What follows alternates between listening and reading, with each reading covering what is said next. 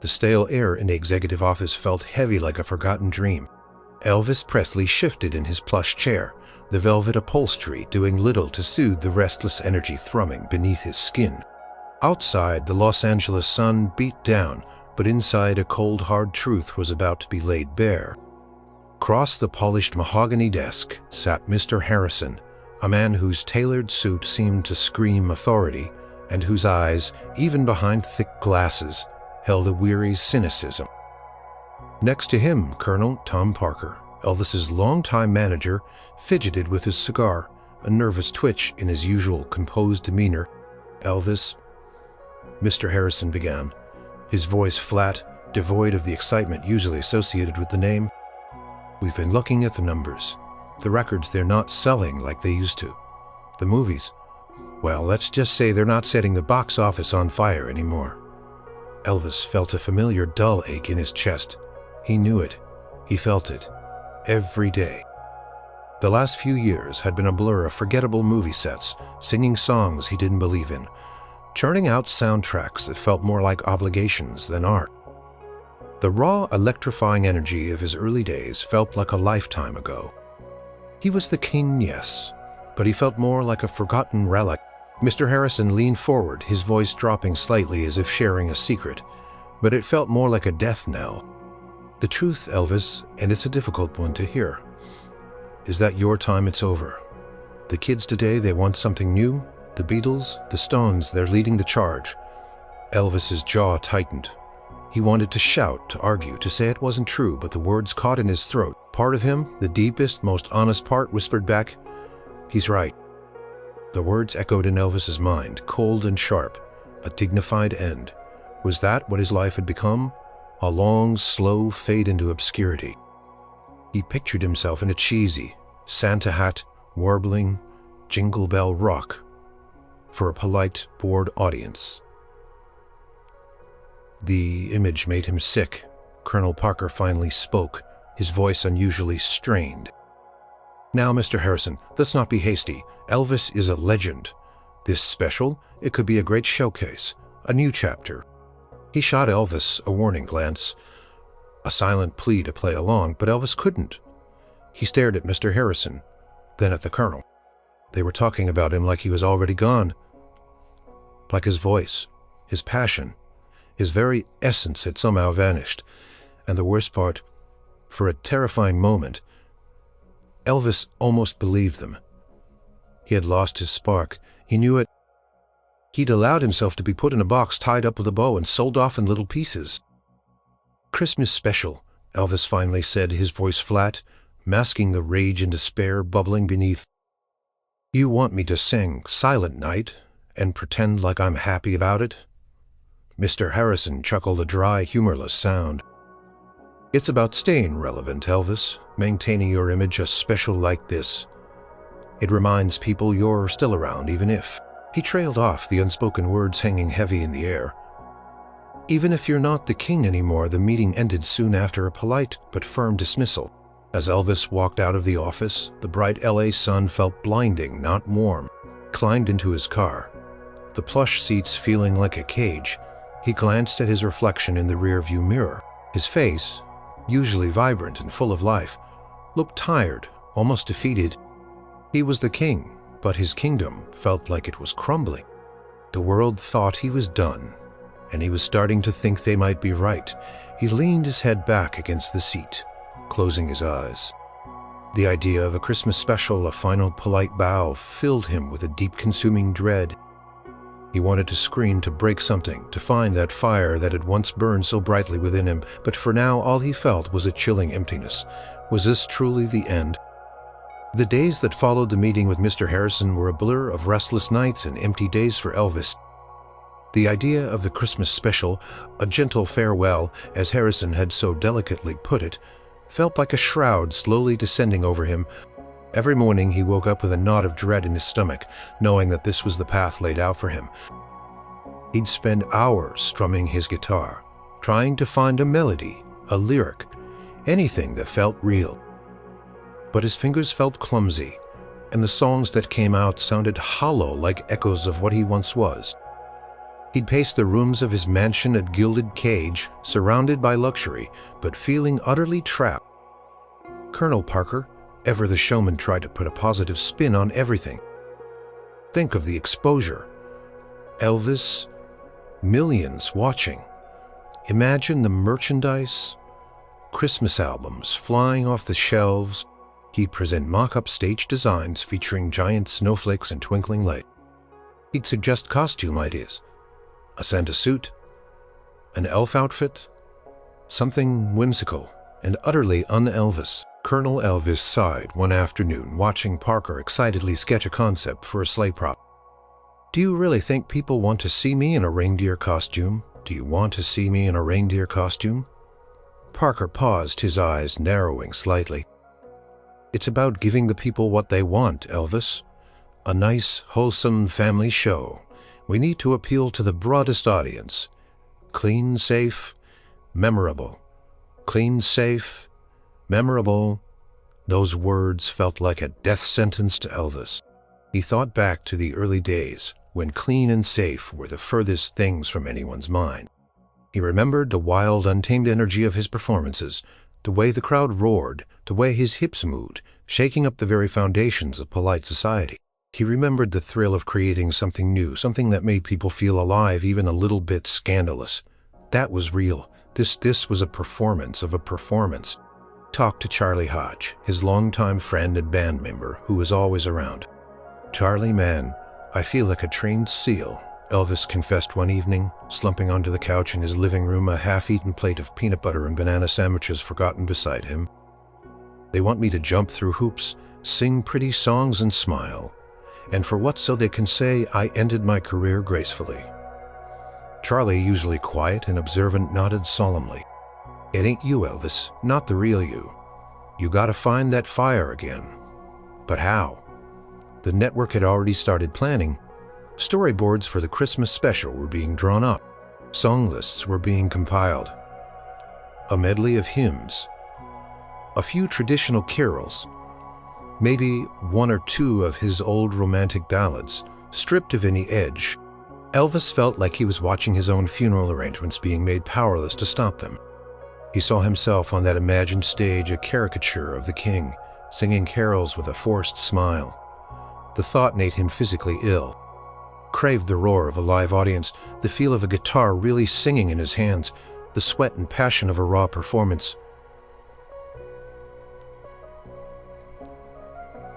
Not this polished, signed version of himself.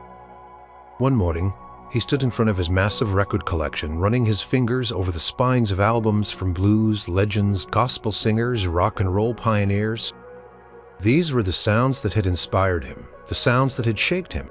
He picked up an old blues record, the scratchy gingham cover worn with age. He remembered listening to these tunes as a kid, dreaming of a stage, of a microphone, of setting the world on fire. Now that fire felt like a distant ember, smothered by layers of commercialism and expectations. Closed his eyes, trying to conjure the feeling of those early days, the rush, the excitement, the sheer joy of performing. But it was hard to find buried under years of studio contracts and Hollywood scripts. He felt like a puppet with Colonel Parker pulling the strings, and the record execs cutting them short. He was the king, but he was trapped in a cage of other people's expectations, and he didn't know how to break free. The special was looming, a dark cloud on the horizon, promising not a celebration but a quiet, respectful burial of his career. Elvis knew with a certainty that chilled him to the bone that he couldn't go out like this. He simply couldn't. Just when Elvis felt like he was sinking, swallowed whole by the dread of the impending Christmas special, a new name started buzzing around the studio: Steve Binder. He was a young director, not much older than Elvis himself, but with a reputation for being unconventional. Daring. Colonel Parker had heard of him and dismissed him as too avant-garde, someone who wouldn't understand the Elvis brand. The network, desperate to inject some life into what they secretly feared would be a bland production, had hired Binder anyway. They wanted something memorable, something that would at least get people talking, even if it wasn't the safe Hallmark-style special Mr. Harrison envisioned. The first meeting with Steve Binder was different from any meeting Elvis had experienced in years. Binder walked into the room, not with a pre-prepared speech about numbers or demographics, but with an intense, curious gaze. He looked at Elvis, really looked at him. Not the legend, but the man. "Mr. Presley," Binder said, extending a hand. His grip was firm, his eyes direct. "I'm Steve Binder, and let me be clear from the start. I don't want to do a Christmas special." Elvis blinked. He'd been expecting a pitch about sleigh bells and carol arrangements. This was unexpected. "I've seen your movies," Binder continued, his voice calm but passionate. "I've heard your recent records. They don't capture what you are. They don't capture the electricity, the danger, the heart that made you this Presley." He leaned forward, his voice dropping slightly. "I want to do a show that's about you, the real you, not the movie star, not the product, the musician, the performer, the man who shook up the world." Elvis felt a jolt, a forgotten spark deep within him. It was like hearing the truth spoken aloud after years of polite lies. He'd been wary, so used to people trying to control him, to put him in a box. But Binder wasn't trying to control. He was trying to set him free. "What do you mean? Not a Christmas special?" Elvis asked, testing him. "I mean, we scrapped the Santa hat," Binder said, a small smile playing on his lips. Elvis felt his breath catch. A sit-down jam with Scotty and DJ, just like the old days back home. It sounded like a dream. It sounded terrifyingly real. Then the door burst open. Colonel Parker, having gotten wind of Binder's radical ideas, stomped in his face, flushed with anger. "What is this nonsense, Binder? No Christmas special. Are you mad? This is Elvis Presley. We have a brand. We have sponsors. This is entirely unprofessional." Binder turned, calmly facing the Colonel. "Colonel, with all due respect, what you have is an artist who's being suffocated. What I want is to remind the world why Elvis is the king. This isn't about Christmas, it's about a comeback, a reintroduction. A reintroduction to what? Failure?"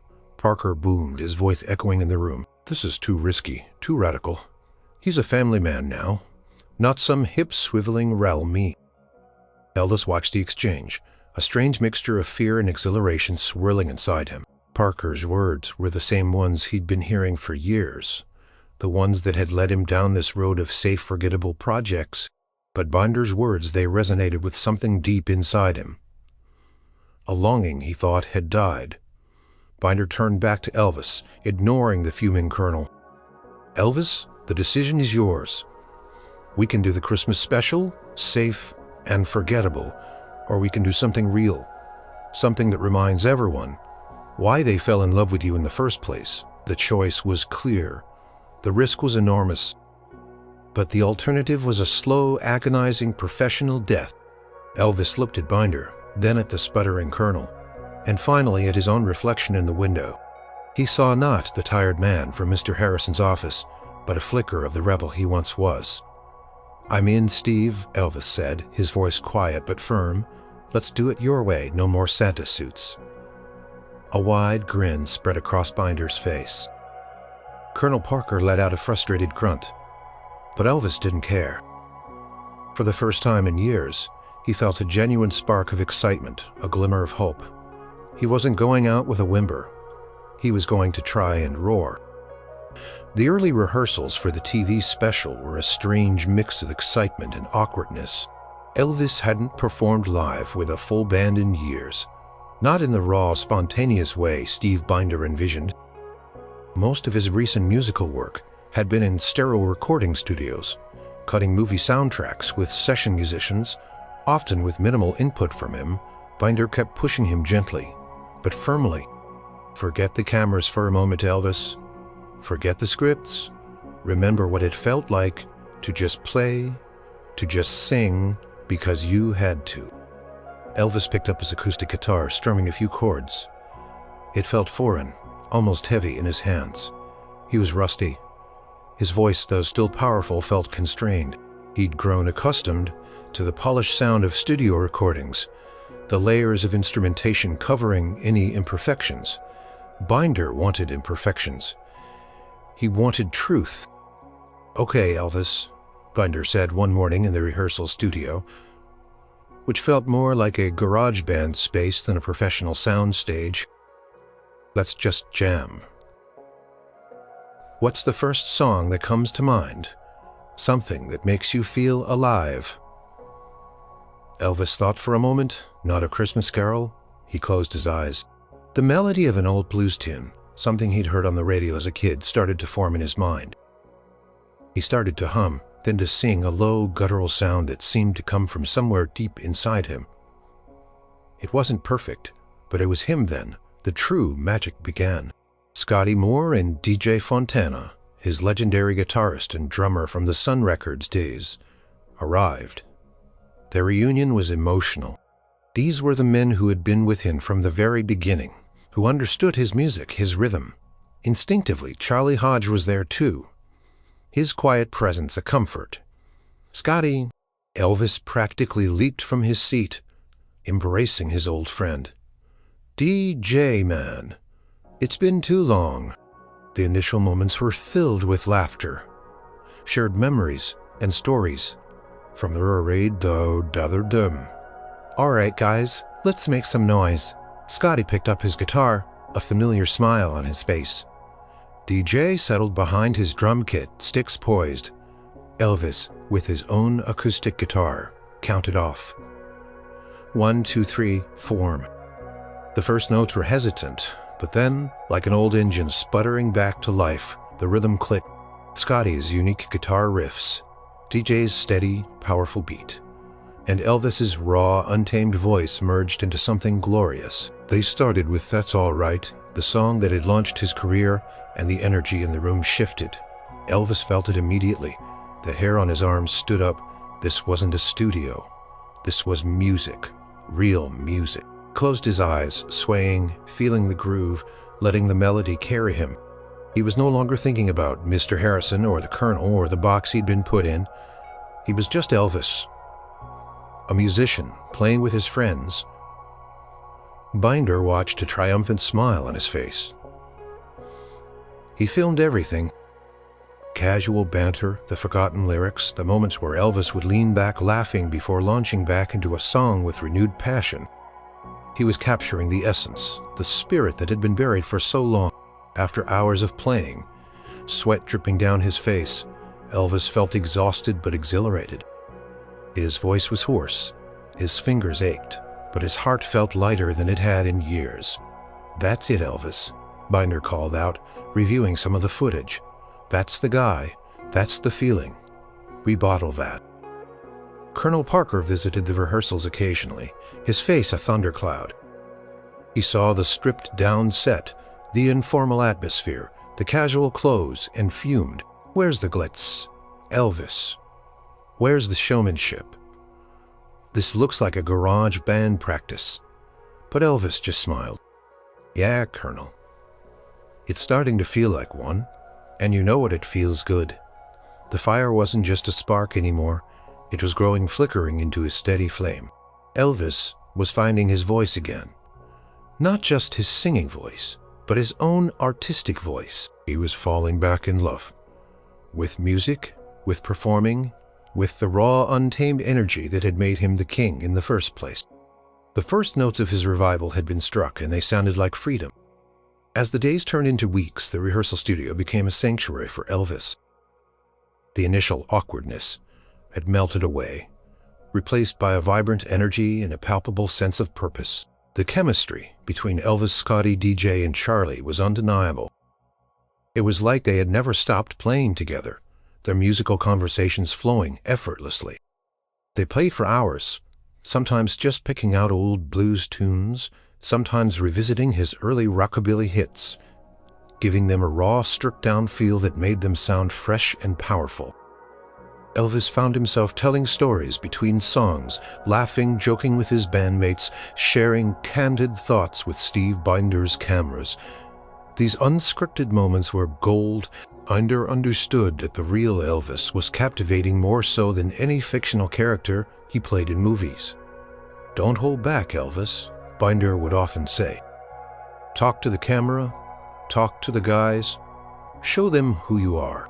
Elvis started to open up, sharing anecdotes about growing up, about his musical inspirations, about the wild ride of his career. It wasn't just a show.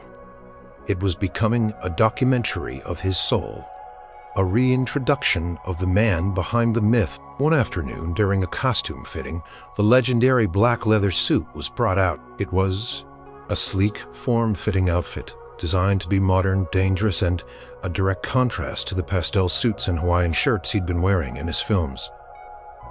Elvis slipped into it and something clicked. He looked at himself in the mirror. Gone was the tired movie star. In his place was a leaner, more intense version of the king. Reminiscent of his rebel youth, but with the wisdom of a man who had seen it all. The leather felt like a second skin, empowering him. He moved, he postured, he struck a pose, and the reflection staring back was undeniably, powerfully, Elvis Presley. Now that's the king. Bunt, that's the look that says you're back. But the smooth sailing wasn't entirely his presence. Colonel Parker remained a constant, nagging presence. He'd arrive at rehearsals, usually unannounced, peering over Binder's shoulder, shaking his head at the unprofessional atmosphere. "Elvis, we need a Christmas song in here." Parker insisted one day, waving a new arrangement of Blue Christmas. "The sponsors are demanding it. It's a Christmas special after all." Elvis, who had been laughing with Scotty about a missed cue, turned, his smile fading. "Colonel, we've been over this. This isn't a Christmas special. This is a show about me, about the music." "It's a commercial enterprise, Elvis." Parker shot back, his face reddening. "It's about selling records, getting ratings. This intimate nonsense, it's not going to appeal to the masses." "The masses fell in love with this," Elvis said, gesturing to the raw, energetic band behind him. "Not the movie characters, not the holiday jingles. This is what made me." Binder stepped in calmly but firmly. "Colonel, we have a vision, we believe in it, and Elvis is on board." Parker glared. A silent battle of wills playing out. He threatened to call the network, to pull the plug, to demand creative control.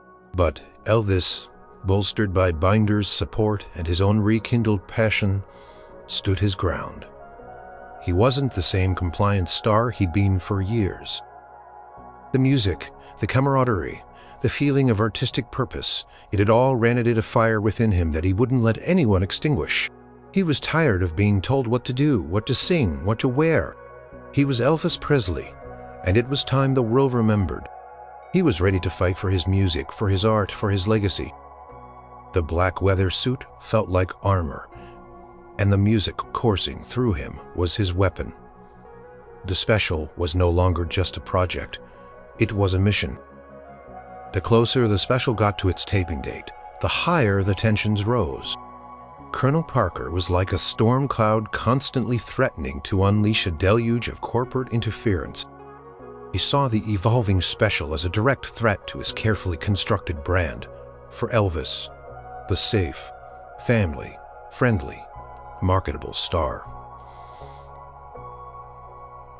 "This is not what we agreed upon," Parker would bellow. He'd bring in network executives, his usual charm replaced by aggressive demands. "You want Christmas. You want wholesomeness. This is a rock and roll show. It's too edgy for prime time."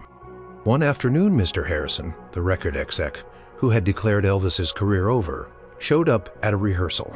He stood in the back, arms crossed, a look of skepticism etched on his face.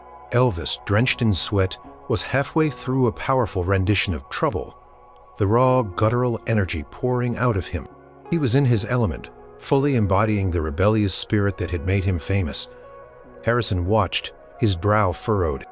He saw the black leather suit, the intensity in Elvis's eyes, the way he moved with unbridled passion. This wasn't the tired, obliging Elvis he'd sent packing from his office. This was a force. But was it a force for good in the network's eyes? During the break, Harrison approached Elvis, offering a curt nod. Interesting, Presley. Very nostalgic, but are you sure this is what the public wants? They remember the good old days, yes, but they've moved on. They want something new, not a rehash. Elvis stared him down, a vein throbbing in his temple. He felt the dismissive tone, the implied insult. What you're seeing isn't a rehash, it's what I do. It's what I am. And the public, they're gonna get the real me for the first time in a long time. Harrison just offered a tight-lipped smile and walked away clearly unconvinced. The biggest confrontation came days before the taping. Colonel Parker called an emergency meeting, demanding that a lengthy Christmas medley and several segments from Elvis's recent films be inserted into the show, overriding Binder's carefully crafted vision. He threatened to withdraw Elvis from the production entirely. "Colonel, you can't do that," Binder argued, his voice strained. "We spent months on this. Elvis believes in this show." Parker slammed his fist on the table. "I don't care what he believes in. I care about his career, his image. This raw act, it's a gamble. And I don't gamble with Elvis's future." Elvis, who had been listening silently, suddenly rose from his chair. His eyes, usually warm and gentle, were blazing with a cold fire. "You don't gamble with my future, Colonel," he said, his voice dangerously quiet. "My future is my future. And I'm telling you, this show is going on as planned. No Christmas songs, no movie clips, just music, just me." The room fell silent. Even Parker seemed stunned by the uncharacteristic defiance in Elvis's voice. This wasn't the Elvis who had meekly accepted his film roles and song choices for years. This was the king asserting his authority. Binder, seeing his moment, jumped in. "We have creative control, Colonel. We have a contract. The network wants this show. They see the potential," Parker sputtered. But the power had shifted. Elvis had finally drawn a line in the sand, and he wouldn't budge despite the victory. Doubt still gnawed at Elvis. What if Parker was right? What if he really was too old, too out of touch? What if this raw, vulnerable show bombed, proving Mr. Harrison's pronouncement right? The pressure was immense. He was laying himself bare, risking everything on this one performance. On the eve of the taping, Elvis lay awake in his bed, staring at the ceiling. His heart pounded with a mix of fear and adrenaline. Tomorrow, the cameras would roll, the audience would arrive, and the world would see him truly, see him for the first time in years. He wasn't just singing, he was fighting for his artistic life. The stage was set, the gamble placed. All that was left was to play his hand. The air outside NBC's Burbank studios crackled with an electricity that hadn't been felt in years. Fans, some who had followed Elvis since his earliest days. Others who were curious about his comeback, lined the streets. There was a buzz, a sense of anticipation that this wouldn't be just another TV special. It felt like an event backstage. Elvis was a bundle of nerves and focused energy. He paced his dressing room, his hands shaking slightly as he fastened the last button on the iconic black leather suit. It felt tight, almost like a second skin, giving him a sense of power he hadn't felt in years. His throat was dry, his heart pounding a frantic rhythm against his ribs. Charlie Hodge was there, offering a quiet word of encouragement. Steve Binder walked in a calm presence amidst the backstage chaos. "You ready, Elvis?" he asked, a knowing smile on his face. Elvis took a deep breath. "Ready as I'll ever be, Steve. Just remember what you told me. Leave it all on the stage." Binder nodded. "That's all you can do. This is for you, Elvis, for them."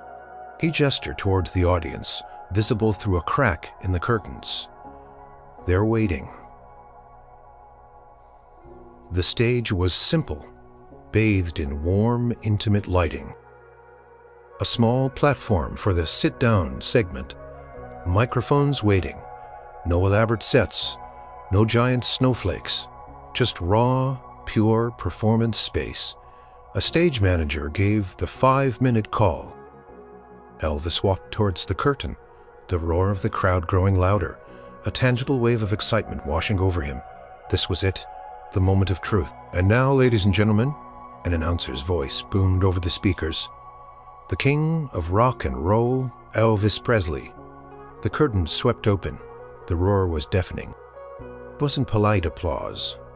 It was a guttural, passionate explosion of sound. Flashbulbs popped, reflecting off the black leather, making him shine. Elvis walked out cool and confident, a smirk playing on his lips. The rebel he truly was finally unleashed. He strapped on his guitar, nodded to Scotty and DJ, and the opening riff of Trouble ripped through the studio. "If you're looking for trouble, you came to the right place." His voice was a growl, powerful and commanding, raw with an intensity that sent shivers down spines. He moved with a primal energy, his hips swaying, his eyes locking onto the camera, then scanning the mesmerized audience. The crowd was on its feet, screaming, clapping, caught in the undeniable charisma of the king. Then came the sit-down segment. Elvis moved to the small, intimate stage, taking a seat beside Scotty, DJ, and Charlie. The lights softened, creating a warm living room atmosphere. He started talking, just chatting with his old bandmates, telling stories, laughing. He was loose, natural, unguarded. He picked up his acoustic guitar, strumming a bluesy riff. "Well, we used to just sit around like this," he said, a grin on his face. "Just picking and singing. No big shows, no fancy lights, just us." He launched into a medley of old blues and gospel tunes, his voice rich and soulful. He forgot lyrics, laughed at his mistakes, and the audience loved every single moment. This wasn't a polished, distant superstar. This was Elvis, real and vulnerable. Connecting with them on a deeply personal level, he was storytelling through music, through his words, and it was captivating. From a monitor backstage, Mr. Harrison watched a look of profound confusion on his face. This wasn't the safe, family-friendly show he'd envisioned. This was dangerous. This was raw. But as he watched, he couldn't deny the energy, the connection, the sheer force of Elvis's presence. The audience was eating it up. His pronouncement of Elvis being over suddenly felt incredibly, terrifyingly wrong. Elvis felt the energy of the crowd, the love pouring from them. He wasn't just performing, he was living. The music was flowing through him, revitalizing every cell in his body. The king was back and he was reclaiming his throne. The energy in the studio was a living, breathing thing, pulsating with every note Elvis sang. After the intimate sit-down segment which had showcased his roots and genuine personality, the show shifted back to the high-energy stand-up performances.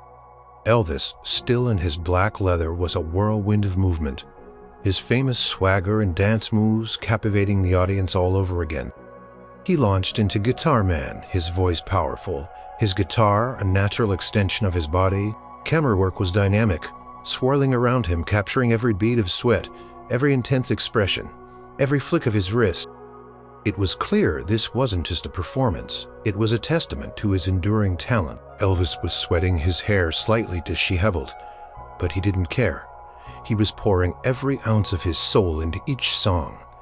He wasn't just singing the lyrics, he was feeling them. When he sang Jailhouse Rock, he moved with the same rebellious fervor that had shocked parents decades ago. Yet now it felt like a celebration of his own journey. He was connecting with the spirit of the music, not just performing it. Between songs, he'd talk to the audience, share a quick story, or just smile, and the crowd would erupt. There was an honesty, a vulnerability in his eyes that had been missing in his recent public appearances. He talked about his hopes, his dreams for the future, not just for himself, but for a world that felt increasingly divided. He spoke from the heart, a stark contrast to the carefully scripted lines of his movie roles. The show built towards its powerful climax. Steve Binder had fought hard to include a new song, a soaring anthem that spoke directly to the tumultuous times of 1968. It was a song of hope, peace, and understanding. If I Can Dream. The stage lights shifted, bathing Elvis in a soft, ethereal glow. He stood, tall, his stance powerful, his eyes filled with emotion. The opening notes of the song, inspired by Martin Luther King Jr.'s "I Have a Dream" speech, filled the studio. "If I can dream of a better land, where all my brothers walk hand in hand," Elvis sang with an intensity that silenced the entire room. Every word was imbued with deep feeling, a raw plea for unity and understanding. His voice swelled, reaching a crescendo full of passion and conviction. It wasn't just a song, it was a statement. It was Elvis, the artist, using his voice for something profoundly meaningful. The audience was transfixed. Many had tears in their eyes. Performance was breathtaking, a moment of pure, unadulterated artistry. It was clear that this was not the Elvis who was over. This was Elvis, more powerful, more relevant, and more emotionally resonant than he had been in years. Backstage, watching the monitors, Colonel Parker looked visibly uncomfortable. This was not the harmless, wholesome image he wanted. But he couldn't deny the raw power of the performance or the overwhelming reaction from the audience. He saw network executives who had been nervous about Binder's radical approach exchanging astonished glances, their faces slowly morphing from concern to awe. When the final soaring notes of "If I Can Dream" faded, there was a stunned silence, followed by an immediate, thunderous roar. The entire audience rose to its feet, clapping, cheering, screaming his name. It was a standing ovation that seemed to last forever. Elvis stood center stage, breathing heavily, sweat dripping from his brow, his chest heaving. He looked out at the sea of faces, their adoration a powerful balm to his soul. He gave a slight, satisfied smile, a deep bow, and walked off stage, utterly exhausted but profoundly exhilarated. He knew deep in his heart that he had done something important tonight. He had given them the real Elvis, and they had loved him for it. The night the 68th Special Aired Mr. Harrison sat in his plush living room, a highball glass clutched in his hand. He'd reluctantly tuned in, expecting a train wreck, a final, embarrassing testament to his accurate prediction that Elvis Presley's career was finished. He had heard whispers of the unconventional approach Binder had taken, and frankly, he found it appalling. Where was the Christmas cheer, the safe, marketable image? As the show began, Harrison scoffed. Trouble, he settled back ready to witness the spectacular implosion he'd predicted. But as the first segment unfolded, as Elvis, raw and powerful, poured his soul into the songs, Harrison's frown slowly began to deepen, not in disapproval, but in a growing sense of disbelief. The sit-down segment, intimate and unrehearsed, completely captivated him. He watched, mesmerized as Elvis laughed, joked, and played music with his old bandmates. It wasn't just singing, it was storytelling. It was real. Then came "If I Can Dream." Harrison felt a chill run down his spine. Power, the emotion, the sheer conviction in Elvis's voice was undeniable. This wasn't a tired old legend. This was a king reclaiming his throne with a roaring statement. Harrison's cynical smirk faded, replaced by a look of stunned astonishment. This was not what he had expected. This was extraordinary. The moment the special ended, his phone began to ring and ring and ring. First, his assistant, practically screaming with excitement. "Mr. Harrison, the phones are ringing off the hook. Everyone's calling. It's a sensation." Then his boss, the head of the entire record label, his voice, usually calm and composed, was booming with a mix of fury and elation. "Harrison, what in God's name did you tell me about Presley being over? Did you see that the phone lines are jammed? The critics are raving. He's bigger than ever." Harrison stammered, unable to form a coherent sentence. He had no explanation for the phenomenon he had just witnessed. His carefully calculated predictions had been shattered by the sheer force of Elvis Presley's talent. Across town, Elvis, surrounded by close friends and family, watched the special, his heart in his throat. He'd been nervous, anxious about the public's reaction, but as the reviews started pouring in, as the phone calls from elated network executives and beaming band members confirmed the overwhelming success, a wave of relief Then profound triumph washed over him. Newspapers the next morning screamed headlines: Elvis is back. The King reclaims his crown. A triumphant return. For Elvis Presley. Critics hailed it as a landmark moment in television history. A raw, honest portrayal of an artist reborn. Fans everywhere were buzzing, rediscovering the magic that had first enchanted them. Colonel Parker, who had watched the special from his own office, was quiet. He didn't scream, he didn't gloat. He simply sat, looking at the glowing reviews, the astonishing ratings, his usual bluster replaced by a rare, silent awe. He knew, despite his best efforts to control it, that Elvis had just pulled off the greatest comeback in music history, on his own terms. Mr. Harrison, meanwhile, had a long, unpleasant conversation with his superiors. He was quietly removed from his position overseeing major artist development. His spectacular misjudgment of Elvis Presley's potential became a quiet legend in the executive suites. A cautionary tale of underestimating a true legend. The man who had declared the king dead now found his own career significantly diminished, a poetic justice that no one missed.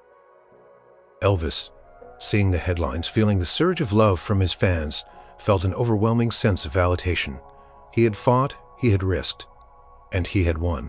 The special wasn't just a show, it was a powerful statement that he was far from over. In fact, he was just getting started. The dust settled, but the echo of the '68 special resonated like a thunderclap across the entertainment world. Elvis Presley wasn't just back. He was bigger, bolder, and more beloved than ever before. His music was once again dominating the charts, his name on everyone's lips. King had not only reclaimed his crown, he had polished it to a dazzling new shine. Mr. Harrison, the once confident record executive, found his career drastically altered. His miscalculation about Elvis was too monumental to ignore. He was quietly reassigned to a subsidiary department far from the powerful artist development he once commanded. His pronouncement that Elvis was over had not just been wrong, it had been spectacularly, publicly disproven. King had not only survived, he had flourished, leaving Harrison in his wake. For Elvis, the change was profound. He felt creatively revitalized, a powerful surge of energy and inspiration coursing through him. The '68 special had reminded him and the world of his true identity as a performer. No more safe movie roles, no more manufactured soundtracks. He was ready for the stage, ready to truly sing again. Soon, plans were solidified for a series of live performances in Las Vegas. These weren't the quiet sit-down engagements Parker had once pushed. These were full-throttle, high-energy concerts, puting the raw power and charisma that the special had reintroduced to the world, and they sold out instantly. New recording sessions were booked, this time with Elvis having a strong voice. In the material, leaning into the blues rock and gospel influences that had always been at his core. His relationship with Colonel Parker was forever changed. While Parker remained his manager, the power dynamic had shifted. Elvis had proven he could and would dictate his own artistic direction. The Colonel, despite his earlier resistance, had witnessed the undeniable success that came from letting Elvis be himself. He might still try to control, but Elvis now had the confidence and the leverage to stand his ground. Elvis often looked back on the journey, from the despair in Mr. Harrison's office to the triumphant roar of the '68 special. He knew he owed a debt of gratitude to Steve Binder, who had believed in him when he himself had faltered. He valued his bandmates, Scotty, D, J, and Charlie, who had helped him rediscover the joy of making music. But most of all, he was grateful to the fans who had never truly given up on him and who had embraced the real Elvis with open arms. The '68 special wasn't just a TV show. It was a turning point, a cultural moment that redefined Elvis Presley's legacy. It showed the world that he was more than a movie star or a nostalgia act. He was an artist, a performer, a true force of nature whose passion and talent were timeless. Standing on a new stage, preparing for a sold-out concert in Las Vegas, Elvis felt a familiar thrill. The crowd was buzzing with anticipation. He adjusted his microphone, a confident smile on his face. The black leather was retired, for now replaced by a dazzling jumpsuit They felt every bit as powerful.